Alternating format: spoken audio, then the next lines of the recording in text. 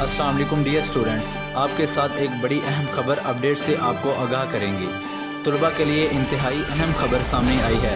حکومت کی جانب سے اچانک بہت بڑا فیصلہ کر لیا گیا ہے۔ طلباء کے لیے ایک نوٹیفیکیشن بھی جاری کیا گیا ہے۔ آپ کے ساتھ ایک اہم خبر کی تفصیلات شیئر کریں گے۔ آپ جانتے ہیں ملک بھر میں کرونا کی بات جاری ہے، جس کے بعد NCOC کی جانب سے ایک اہم اجلاس منعقد کیے جا رہے ہیں اور تعلیمی ادارے ان کے حوالے سے اپڈیٹ جاری کی گئی ہے۔ نئی گائیڈ لائن جاری کی جاتی ہے اور اس کے بعد پھر حکومت کی جانب سے نوٹیفیکیشن بھی جاری کیا جاتا ہے۔ اب آپ کو بتاتے چلیں کہ طلباء کے لیے ایک بار پھر تعلیم کے دروازے بند ہونے لگے۔